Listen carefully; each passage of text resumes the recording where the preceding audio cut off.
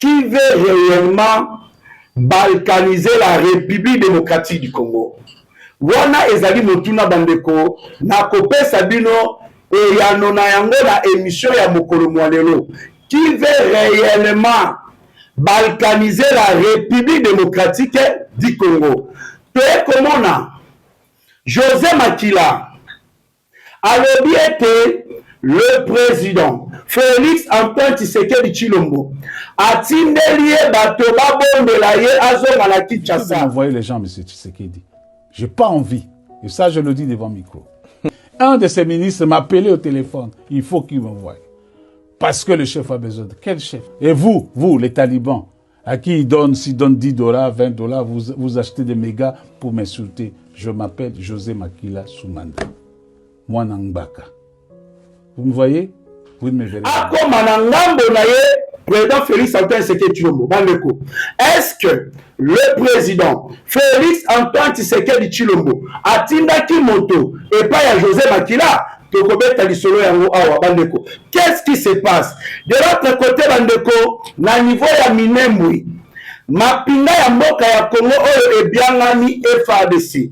Et le monde Bawazalendo va découvrir nini na niveau ya Minembwe. Qu'est-ce qui se passe, bandeko? Kagame na Katia Kolela, car ils ont perdu Minembwe centre. Na se ya douleur wana pe pas wana, Kagame aye ko déployer ba unité spéciale na ye pour na kobundisa FARDC en fin de compte ba koka kozongela contrôle ya Minembwe centre. Na minute bandeko makambo ezali koleka le lenge kani. Le M23 bar RDF bar AFC en difficulté. Baye ko lancer message. Na président Félix Antoine Tshisekedi Tshilombo a relancé nini lisusu bandeko. Na lobi bandeko, Mwambeko Tizelo, Kagame en perte de vitesse, Kabila démasqué, Katumbi Aleri, Nanga supplie le président Tshisekedi, opposition par terre.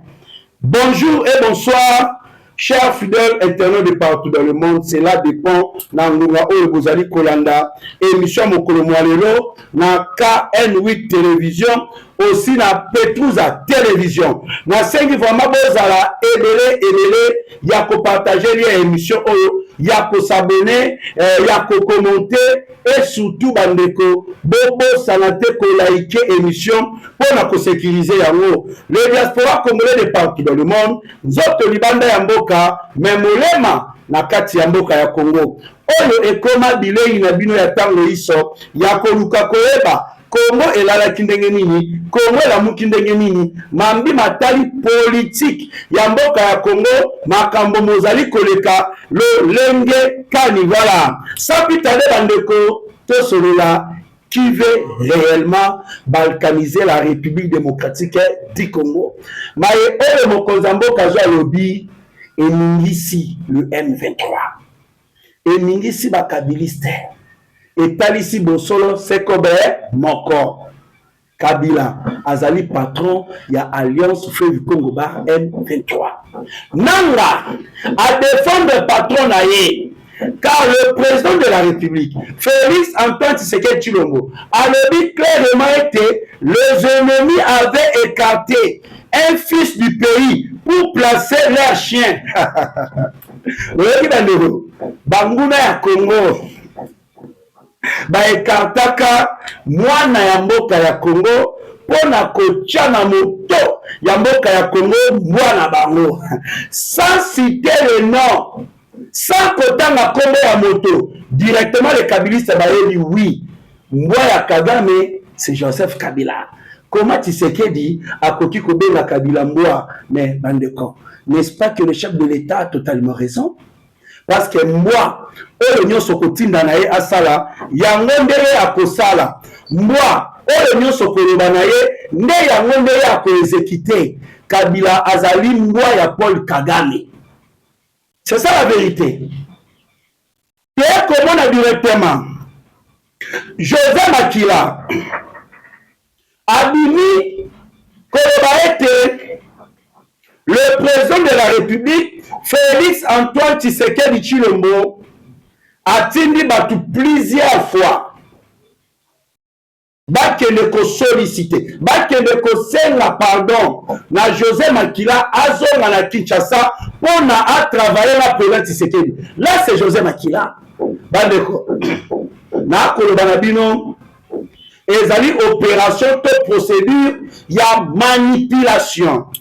Le président de la République, Félix Antoine Tshisekedi Tshilombo, atikala soko mokete ko dépêcher bateau pour bakende ko bondela José Makila azonga na Kinshasa. Eza makambo ya lokuta. Na tie matoi mwanga pona koyoka malamu maye oyo José Makila na kati ya koloba. José Makila lobi boye. Ce n'est pas Kabila qui a ramené le M23 à Kinshasa, c'est Tshisekedi. Là, c'est José Makila. Bandeko, vidéo ya José Makila ne eko contenu yemoko. José Makila le bakanini. Totangela bino oya lobi. Alobi ete eza Joseph Kabila tende mutamema le M23 à Kinshasa, ezali président Tshisekedi. José Makila lobi, Kabila défendait l'intégrité du territoire.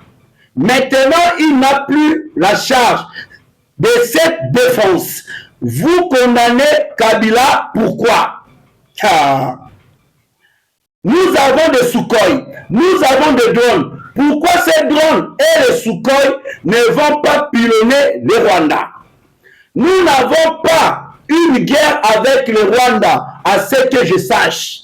Je suis 100% politique. Je vous dis ce que je connais. José Makila. Alobi Kabila a défendu l'intégrité du territoire. Sikoyo aza lisusu na charge te ya défense wana. Bozali ko condamner Joseph Kabila pourquoi? José Makila alobi ete toza na ba don toza na ba Sukhoi pona nini ezokende te ko pilonner na Rwanda. José Makila alobi tozali na guerre na Rwanda te na oyo na yebi. Là, quand José Makila dit que Kabila a tikala ko ramener ba M23 à Kinshasa, c'est le président Tshisekedi. Na limite tozo na la vidéo, il y a José Makila oya lobaka azali ko reprocher na Joseph Kabila nani. Na sengi bo balancer na vidéo, il y a José Makila. Po boyeba nani aza kokosa nani. Aussi sujet à balkanisation, to ko sala analyse na yango. Bolanda na vidéo ya José Makila et bon tozo ngila bino. Ils ont reproché Joseph Kabila Kabange, un président de la République, alors qui que a pacifié Mboka, il a qui cheval de bataille naïe, tout le monde pacification en Mboka te, armée moko et salamité, tout ça na armée te, alors asali na ko, armée na biso, et la modernité te, et la armée républicaine te, ata armée moko, tout ça na armée wate. Yami Sato, nazo reproché ye na complicité na Kagame. Pour na kokata mboka na biso preuve dango yango wana po akotisi ba militaire rwandais ebele na mboka na biso sans que toyeba bayaki kosala nini babotola biso mboka sikoyo ebimi poasa nazo reproche ye na motema mabe eza penza motema mabe soko oza na vraiment eza motema mabe nazo reproche ya suka pe ya grave violation de la Constitution. Ça n'a pas mais jamais que violer la Constitution. Le problème est que Kagame a dirigé et Rwanda et Congo. C'est ça la vérité. Donc, n'est pas Bavandi et Zalaka Loko Bavandi na Rwanda. Pour Kagame a dirigé Rwanda na Congo. La preuve. Tout le monde y a une déclaration, il y a James Kabarebe. James a lobby que Mikolonyon se va tenir dans la délégation. Bon, ça, il s'habille dans les Camboyo, bon, ça, il s'habille dans les Camboyo, bon, ça, il s'habille dans les Camboyo. Donc, nyonso e utaka kaka na Rwanda. Et bien, il y a des gens qui ont grade, il faut que Rwanda appelle ça accord. Si on a un poste ministériel, il faut Rwanda appeler ça accord. C'est le Rwanda qui dirige le Congo. Grave, t'as la complicité, Zani. Rwanda a formé des militaires, ils ne sont pas naïfs. Azu arme à côté si pas nabiso, c'est comme si tous en agent de sécurité, c'est comme si tous en tout est informé ba konziawa, ba bandi ko attaquer biso, mutaye bisi opinion publique nationale et internationale nani ONG Human Rights Watch. Ndi alobi non Rwanda komi ko attaquer. Gouvernement attaque ko yibisa biso tata ko lobelo kote. Rien ba vanda na bango nye. Lelo yo peuple congolais ya solo bandeko bazula nangai. il faut tout comprendre un peu makambo mazali koleka et en réalité zo leka na mboka le pouvoir oyo et appauvrir bato na tel point que muta komi esclave ya libumu na ye donc soki muta bimi lelo te akolia te et pouvoir sali nyonso ekomisa bato na niveau wana bakanisa kaka libumu lobi na kolia nini akokanisa te vina ya mboka ekozala ndenge nini bano nazobota vina bango ekende ndenge nini mboka oyo bazo gérer non mpo na ye susi ya liboso libumu na ye akolia lobi ndenge nini du aza obligé abima tous les jours azwa ata mbuma madesu mbuma masangu po alia donc pouvoir asali yango sciemment pour rendre batu esclaves à libumu na bango pour bakoka ko revendiquer ba droit na bango te. C'est ça le problème qui se passe ici.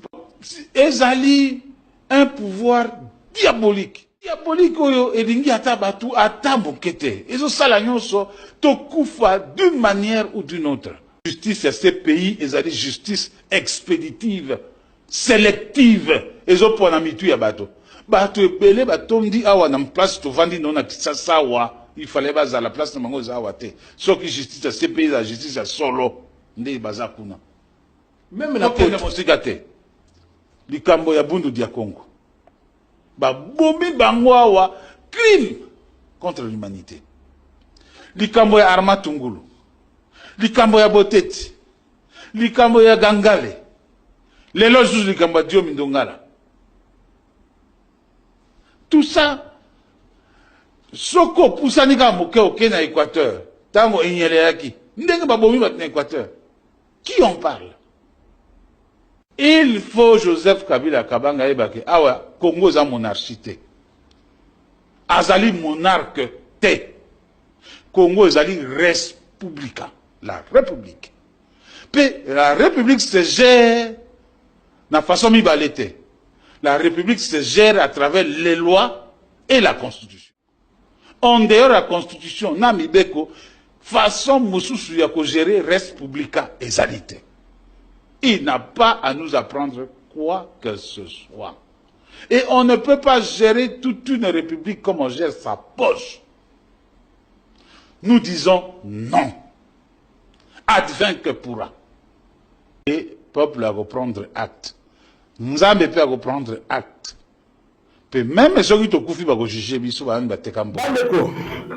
Nani azoko sanani? Yango naza koloba ba kongole baza bazoba te.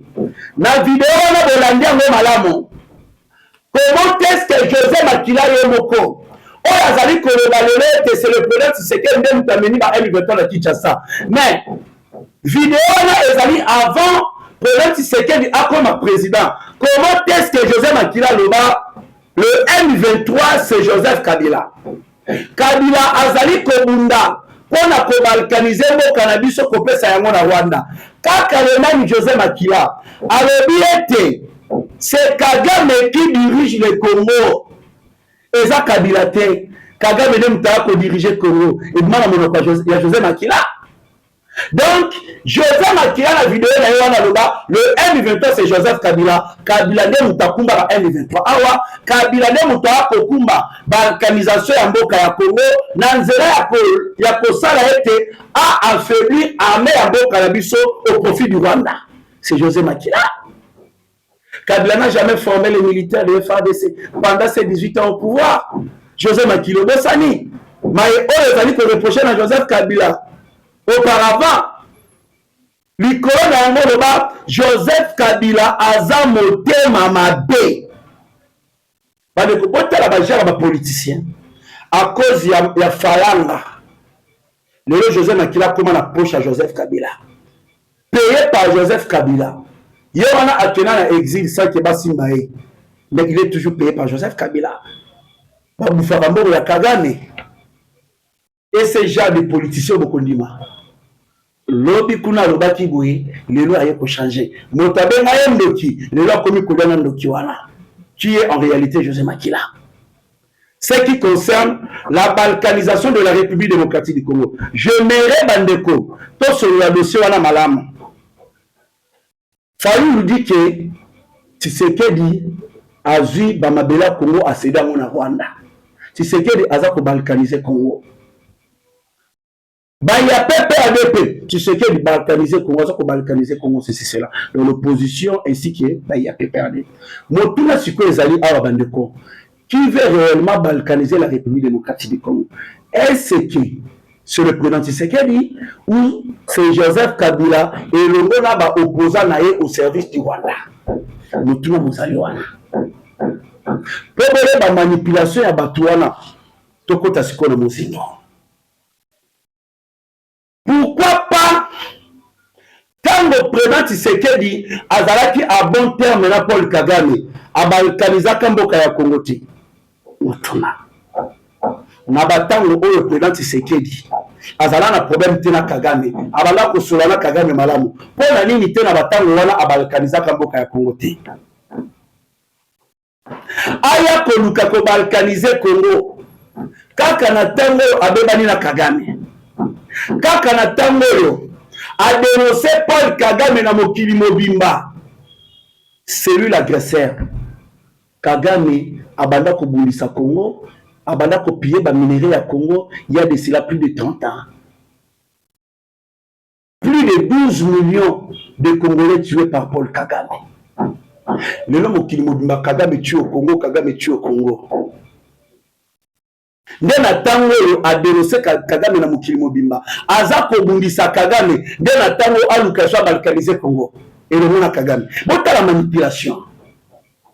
Les gens qui disent que le président Tshisekedi veut balkaniser la République démocratique du Congo concédé à Mabele na Rwanda, ce sont ces mêmes gens oyo Kagame a kofutaka bangos na ba manifestation na ba activité nyonso ba kosala.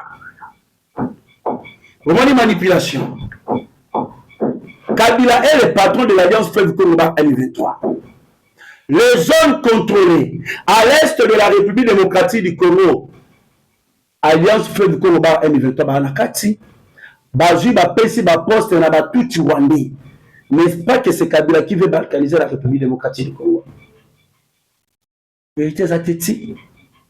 Si Kabila est contre la balkanisation de la République démocratique du Congo, Boni a créé un mouvement rébellion et une alliance Fleuve Congo par M23. Basangani na Barwandais, Barwandais ne va occuper un poste administratif, un poste clé dans la zone où ils ont contrôle na bango. Mutuna. Kabila, toute sa vie, à travers rien que pour l'intérêt, il y a maître Paul Kagame, pour l'intérêt à Rwanda. Et quand le président Tshisekedi a lobby était bas ennemi, bas plaça Kambwa na bango na moto ya mboka ya Congo. Après loi ya Laurent Désiré Kabila. Pour mwa na bango asalaka oyo bango ba na ngobo senga. Le chef de l'État a totalement raison. C'est ce que Joseph Kabila a fait avant à comme président, après comme président, et après Kolomba président. L'ancien procureur de la CPI à Lobayango, Kabila Banda, Koboma Congo et Longona Bande Kone ba M23. Koboma ba Congolais et Longona Bande Kone ba M23 depuis 1997, avant Akoma président. Natama comme président, Koboma Kaka ba Congolais et Longona Bande Kone ba M23. Après pouvoir naé, azo continuer Koboma ba Congolais et Longona Bande Kone ba M23. Le Kabila Banda yango Banda Kala. Le Kola yebi ba crime nyonso ya zo sala. Avant et après. Mais ayaka ko se protéger na ba loi moko ba koti na kata constitution qui empêche la CPI et la Joseph Kabila pour la crime sans sala. Je pense bien vous avez compris pourquoi Kabila ne veut pas que la constitution est simbamaté. Car il sait très bien, si le président Tshisekedi réussit, il a pour changer la constitution, automatiquement CPI et Kotiaye le Boko. À l'époque, quand Joseph Kabila a se protégé la constitution, Atalaka Batuna été. Lelo, la CPI, Bazu ba preuve bandeko, plusieurs accusations, Basangi si, Makambo Bele, Oyo Mutali Kone, Nanga. Ils sont en train de travailler. Là, la CPI, na kacha ko travailler, pour na kokanga Corneille Nanga. mandat d'arrêt international likolo ya Corneille Nangaa au moment où na koloba na bino. Ce pays n'a qu'à travailler. Basangisi, ba preuve, ba donne ebele. Batikali kaka, ba komi na étape moko, donc il y a kobengi ça. Pour la lancer mandat d'arrêt international contre Corneille Nangaa. Et là, qu'on y a chez Zalaka na ebandeli bandeko, et Zalaka pe na suka na yango. Il y a des choses, eza koleka le niveau ya minembwe. Ah, bandeo. Toko tanabino na est na tali sabino, nini ezali koleka na niveau ya minembwe. Car mapinga ya mboka ya Congo, FARDC bauti ko découvrir ba makambo. Ezali na publication moko na ba réseaux sociaux. Ezali kotalisa ete minembwe ezongi na contrôle ya ba M23. Vous allez voir publication là, ils ont porté dans les réseaux sociaux, au nom minembwe centre, ils ont eu la contrôle ya ba M23. Le M23 ont récupéré minembwe centre. Bandeko, ezali rumeur moko. Ya lokuta makamba lokuta. Car qui non a minute na koloba na bino. Depuis le point zéro jusqu'à Minembwe, les forces loyalistes bazali ko contrôler toutes ces entités jusqu'au jour d'aujourd'hui. Je dis bien Kobanda, le point zéro, Kino Minembwe, mapinga ya mboka ya Congo FARDC, bangonde bazali ko contrôler yango. Information na bandeko motamboli ezali information ya lokuta. Chose grave bandeko, FARDC va découvrir que ba église, ba hôpitaux, ezali première dépôt d'armes yaba Turaneo. Donc aux hommes on a quatre églises. Aux autres ba hôpitaux. Olobi non église eza bisika bato bakena kosambela. Ah. Ba hôpital ezali bisika bato bakena ba traiter bango. Nzokande ba dépôt d'armement ya liboso ya ba Turaneo nde ezali yango. FARDC va découvrir ba mandoki ebele bandeko. Na ba église va découvrir ba mandoki ebele. Na ba hôpitaux ba mandoki ya ba Turaneo. Ya ba dépôt d'armement ya ba Turaneo na ba hôpitaux na ba église. Ah, incroyable. Yango na conseil la population. Et le Mobali va travailler en parfaite collaboration. Naba FARDC naba wazalendo pour démanteler système yaba terroriste oyo. Na tango bandeko Kagame milelo na ndenge ba perdre Minembwe centre. Moïse Nyarugabo abungisi ba millions de dollars. Na makambo motali Minembwe centre. Azarias Rubewa abungisi mbongo bandeko. Boyebi bien que ba Turaneo c'est Azarias Rubewa. Moïse Nyarugabo Paul Kagame. Ba tchaki en terme ba millions ba mandoki. Ba teni ba équipement pour ba meteni kaka Minembwe. Parce que ba comme ça Minembwe loko la République mosusu ya ba Turaneo. Et aujourd'hui, ils ont perdu la totalité de Minembwe. Kagame bisika zalaki ayoki kanda, Kagame asali fièvre, aye ko déployer plusieurs de ses troupes. Bakiti po ba lukaba boto la Minembwe. Bandeko.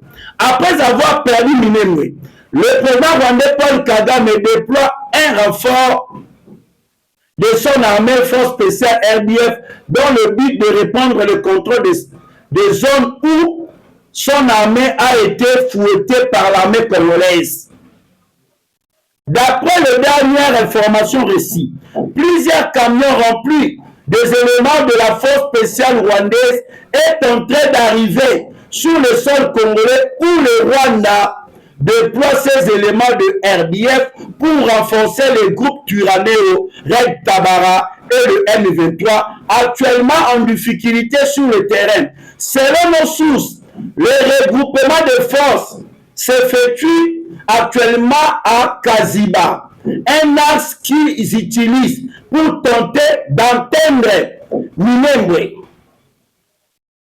C'est ça, bas camion. Et le combat, ils allaient toujours continuer. Combat, ils allaient kaka continuer. Tozo boma bango, tozo beta, tozo fouetter bango. Et nous avons plusieurs éléments de Twirwaneho ou de Tutsi-Rwanda dont nous avons capturé. Toboni presque ba leader na bango délai. Charles Sematama tout la Moussia Zaza. Plusieurs éléments de Twirwaneho ont abandonné, ba munitions, ba mando kinabango. C'est par là que le Wazalais de Bazali ko se ravitailler na ba munitions, na ba biloko nyonso ba M23 de Twirwaneho ba abandonné na Minembwe. Frappe na frappe. Je vous assure, peuple congolais, frappe na niveau ya Minembwe. Malgré renfort ya Rwanda bandeko, tozaka ka na contrôle. Voilà, on avance. Muhoozi Kainerugaba, mwana ya Kaguta Yoweri Museveni. Boyebi, ye vraiment amelelaka Johnny Luboya Kashama Mbondo. Ya koloba ete il doit quitter. Il faut à la gouverneur militaire ya Ituri il faut longwa. Boyebi comment est-ce que affrontement et ça demande à niveau ya ba réseaux sociaux. Muhoozi lobby et le gouverneur militaire Johnny Luboya Kashama a répliqué boyebi. Johnny Luboya Kashama qui là plus loin koloba ete Thomas Lubanga yo socheka makolo awo kubima ya bobo ite. Muhoozi keba no kite na kokanga yo. Boyebi bino moko tension ezalaki entre bango mibale. Le président de la République aye kolongola Johnny Luboya Kashama na Ituri aye kocha moto mosusu na niveau ya Ituri. C'est par là que Muhoozi Kainerugaba aye ko tweeter pe annoncer message à chef de l'État. Ya koloba ete, je tiens à remercier mon grand frère son excellence monsieur le président Félix Antoine Tshisekedi Tshilombo pour avoir entendu le cri de la population de l'Ituri et prise la décision de chasser ces gouverneurs jugés nuisibles pour la population de l'Ituri. Là, c'est Muhoozi Kainerugaba. Alobi, naza vraiment pour remercier grand frère Nanga, son excellence, monsieur le président Félix Antoine Tshisekedi Tshilombo. Na lolenge a su décision, Yakobe Namna, Johnny Luboya Kashama na Ituri. Muhoozi. Est-ce que vous avez oyebi na Ituri? O bazu ba chewana azali plus terrible, plus dangereux.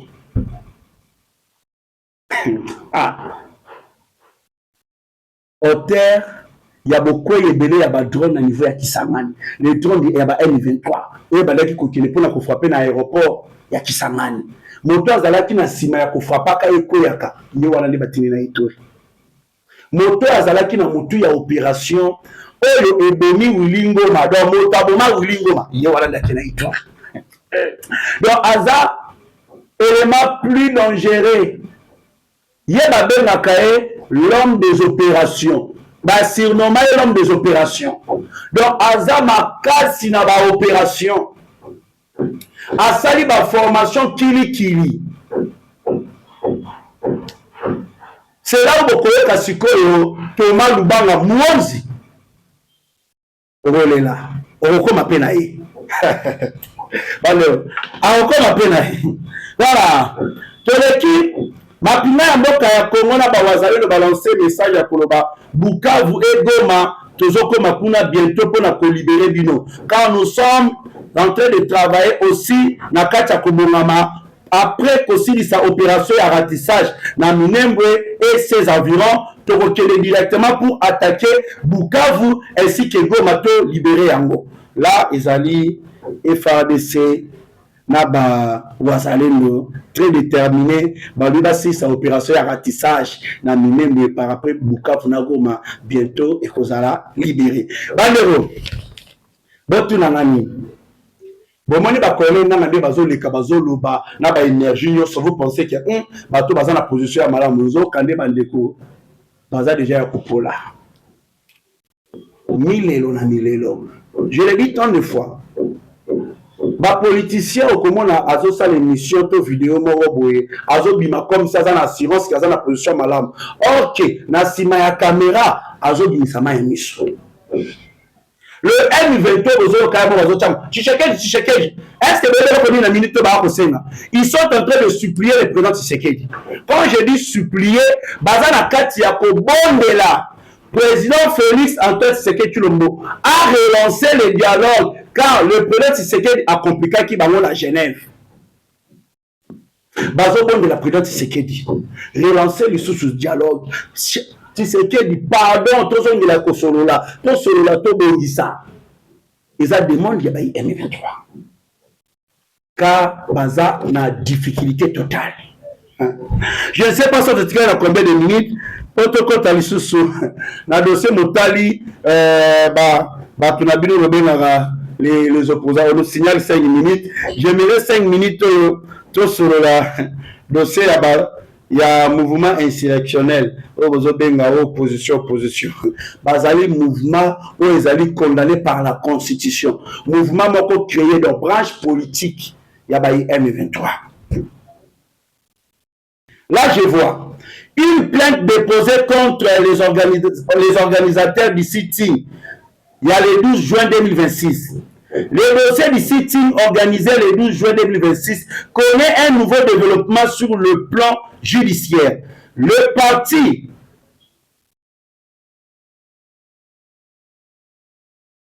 parti AGIR Ensemble et la synergie scientifique ont déposé une plainte pénale auprès de la Cour de cassation contre plusieurs personnalités politiques présentées comme les initiateurs et organisateurs de cette manifestation. Selon le requérant, les événements survenus lors de ces mobilisations auraient donné lieu à des actes de violence, de vandalisme et de troubles à l'ordre public dans certains secteurs de la capitale.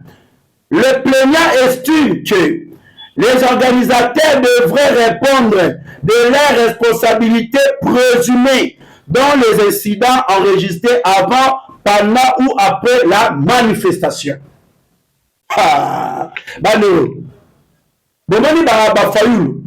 Bafayulu biliaki bango bikoki ezali na etumbu ya monene ezali kozela pona frapper Bafayulu. Bientôt je vous assure peuple congolais ba leader wana bakokende kusamba car le ministre de la justice Azia Sengi na responsable de la coalition C64 de lui fournir sans délai les éléments suivants. 1.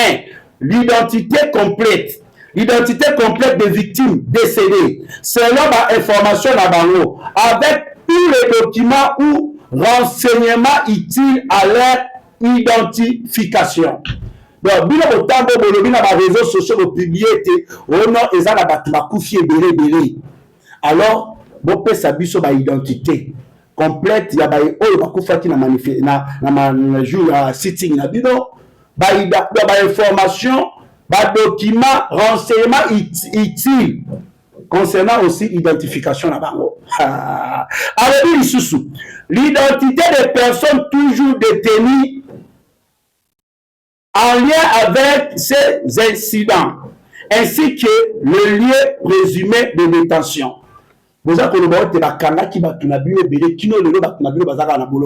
alors, vous avez sa identité à toujours na boloko ainsi que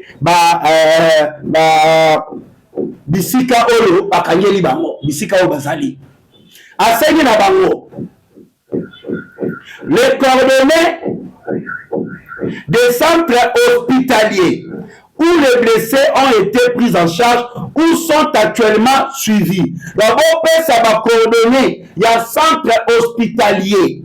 Il y a Batonabino qui est blessé dans l'hôpital. Il y a un traité. Donc, ça va bien qu'on soit là. Donc, Kolambela demande au ministre de la Justice. Na validé la C64 wana. Ba pesa ba preuve ba bilo qu'on soit là. Donc, ce que j'ai compris, ezana mai oyo elinge tombele bango avant que le ministre de la justice anyata accélérateur abalina nukosenga bango na biloko wana soki baprésente bapreuve wana te Fayulu Delis esanga jama kabunda balider ebele ya C64 wana bazokangama balider ebele ya C64 wana bazokangama bato basakana na justice bandeko ebebi bakosignale biso minute eleki ebebi to akokata kotoyo c'est interdit de dire qu'il y avait 2 ou 5 morts blessés ou vol dans mon Korea sitting de l'opposition il y a le 12 juin 2026. Le procureur général informe l'opinion qu'il a officiellement ouvert une enquête pour établir le vrai fait de cette manifestation. Et toute personne qui partage des informations non issues des conclusions de leurs enquêtes fera objet de poursuites pénales. Donc on est qui autant de personnes, bakani autant de personnes blessées, sans pour autant et à l'information eux dans l'enquête na bango. Mais ceux qui ont créé l'information, on dit à eux ba bakolandela yo bakokanga yo. Omoni ali la kokinde. Beaucoup pour les binomoko. Merci beaucoup bandeko bakongolais vraiment bozalaki ebele ya kolanda biso na émission mokolo molelo na KM télévision vraiment kolonzambe akoba toujours na ko battre la bino na yebiete ba ya Petrus ape balandi biso massivement vraiment SMS alaki mingi ya kosala analyse oyo ya kokumba bino bon comprendre to uti wapi to komi wapi pe to zali kokende wapi vraiment pour na lelo je pense bien to suki awa numéro plus 243 89 60 77 556 plus 243 89 60 77 556 to monani à la prochaine bye.